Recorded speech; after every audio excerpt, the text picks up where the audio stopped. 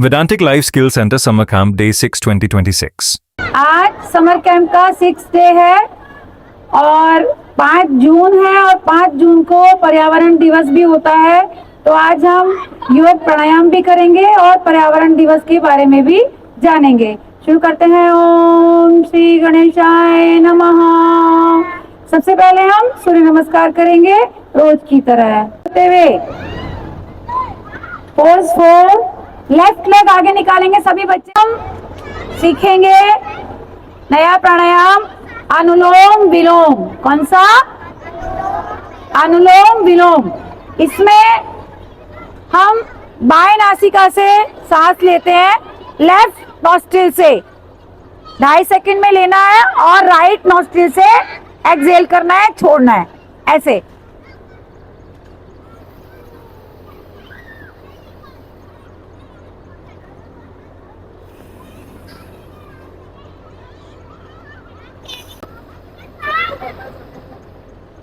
Right से छोड़ेंगे, exhale.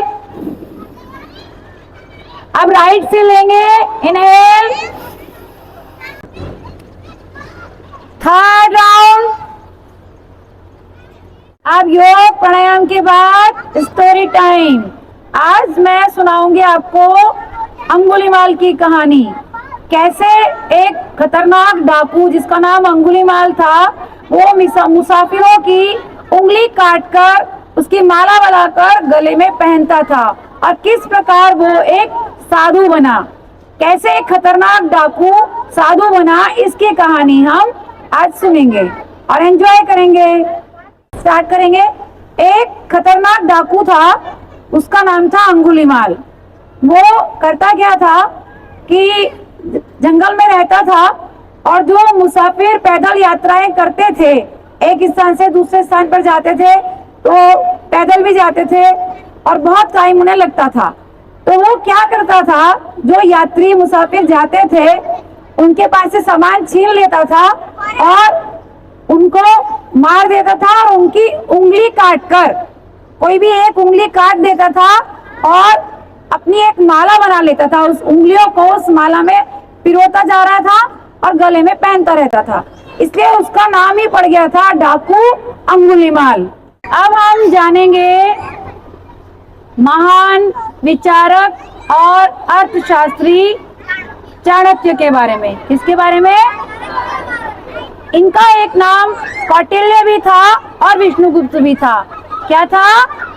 Kautilya और विष्णुगुप्त। इन्होंने 2 किताबें लिखी थी, चाणक्य नीति और अर्थशास्त्र। वो इतनी लाभदायक थी कि उनको हम आज भी यूज करते हैं। और चाणक्य ना तो कोई राजा थे, ना इनके पास बड़ी सेना थी, ना इनके पास धन था, फिर भी इन्होंने अपने बल, बुद्धि, धैर्य और सही सोच से पूरे भारत का इतिहास बदल दिया था। इन्होंने अर्थ दिए हैं जिन्हें हम आज भी याद करते हैं और अपने जीवन में उसका उपयोग करते हैं। शुरू करते हैं इनके बारे में।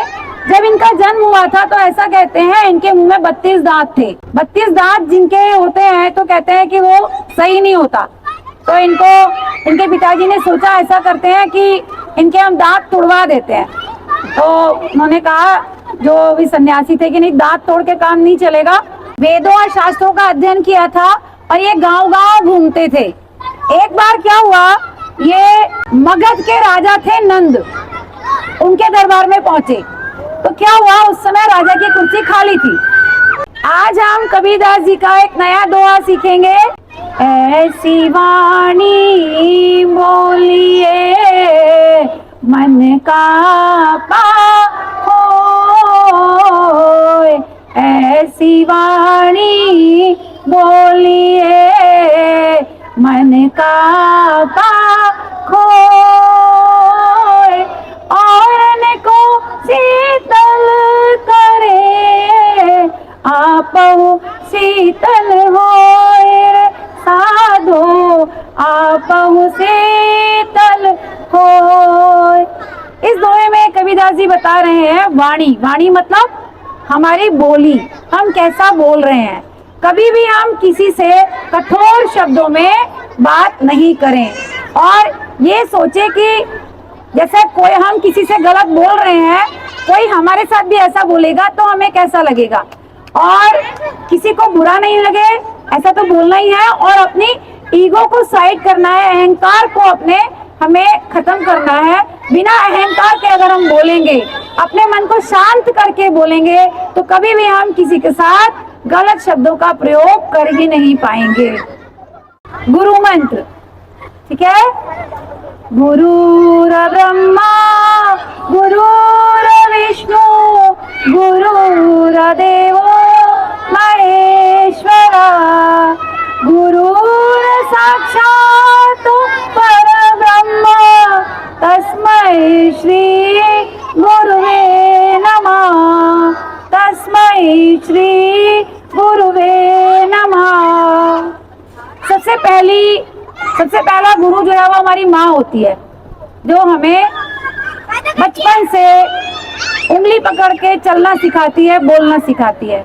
उसके बाद लाइफ में आप जहाँ से कुछ भी सीखते हो, कोई भी आपको सिखा रहा है, स्कूल में टीचर हो सकते हैं, कोई म्यूजिक सीख रहा है, कोई लैपटॉप सीख रहा है, कोई ताइक्वांडो सीख रहा है, कोई भी क्लास ले रहा है, कहीं भी जा रहा है, वो आपके गुरु हैं।